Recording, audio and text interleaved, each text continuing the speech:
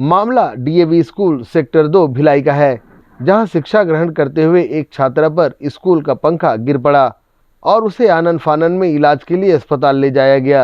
इसकी खबर जैसे ही अखिल भारतीय विद्यार्थी परिषद को लगी तो वे स्कूल प्रबंधन को ज्ञापन सौंपने के लिए स्कूल पहुंचे, परंतु वहां उन्हें गेट पर ताला लगाकर रोक दिया गया, जिससे अखिल भारतीय विद्यार्थी परिषद के कार्यकर्ता नाराज हो गए और उन्होंने बलपूर्वक स्कूल के अंदर प्रवेश किया, जहां जमकर नारेबाजी करते हुए स्कूल प्रबंधन के खिलाफ प्रदर्शन किया।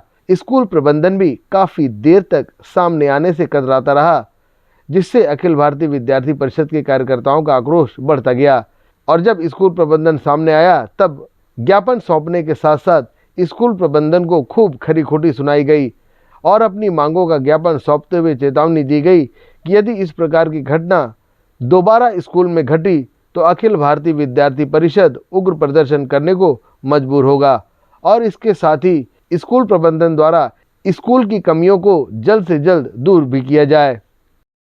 जो क्लास 4 की बच्ची के ऊपर में जो ये पंखा गिरा है तो उससे जो बच्ची घायल हुई, तो ये एक स्कूल प्रशासन के द्वारा बहुत बड़ी लापरवाही को दर्शाता है।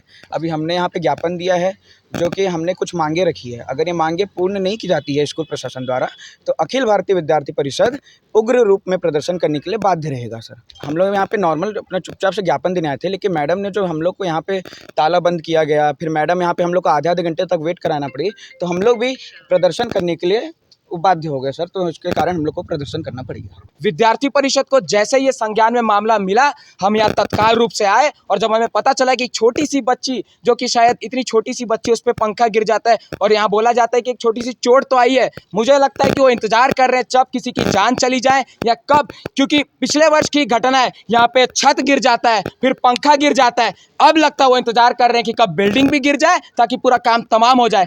बिल्कुल, मतलब ये जो प्रशासन है इसकी भी जिम्मेदारी बनती है कि आप कर क्या रहे हैं, आप सो रहे हैं क्या?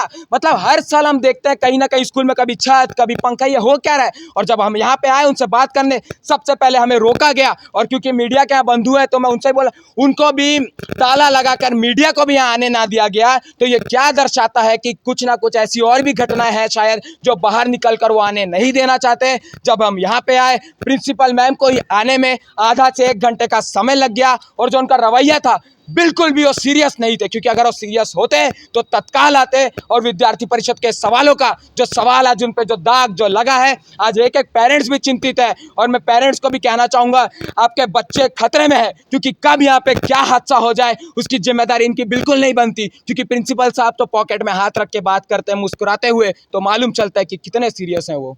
वहीं इस मामले में स्कूल की प्राचार्य ने कहा कि यह हादसा सिर्फ एक दुर्घटना है और ऐसी दुर्घटनाएं जानबूझकर नहीं की जाती हैं बल्कि हो जाती हैं।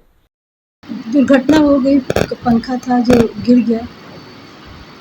कुछ छत्ता गिरने की भी बात हो रही है? नहीं, वो अभी कोई ऐसी दुर्घटना नहीं हुई है। ये मैडम दुर्घटना जो हुई है इसके बारे में जानकारी नहीं दी क्या आप लोगों को कि कमरे में पंखा गिर रहा है या जैसा भी? नहीं, ऐसा कुछ नहीं था, दुर्घटना बस गिरा है और हम लोग अब उसका फर्दर जो भी स्टेप लिया जा सकता है।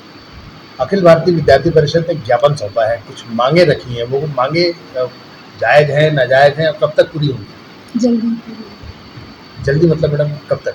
नहीं, मैनेजमेंट को दिया है मैंने, जैसे ही हो जाता है बता दिए। ऊपर के जो कमरे हैं मैडम उसमें सभी में सीलन दिख रही है, क्या भवन निर्माण जो भी जरूरी निर्देश दिए गए हैं उसको तुरंत कार्रवाई के साथ पूरा किया जाए। अब यहाँ सवाल यह उठता है कि आखिर जब पंखा गिरा तो उसके पहले पंखे में आवाज़ हुई होगी या पंखा कुछ अलग तरह से चल रहा होगा?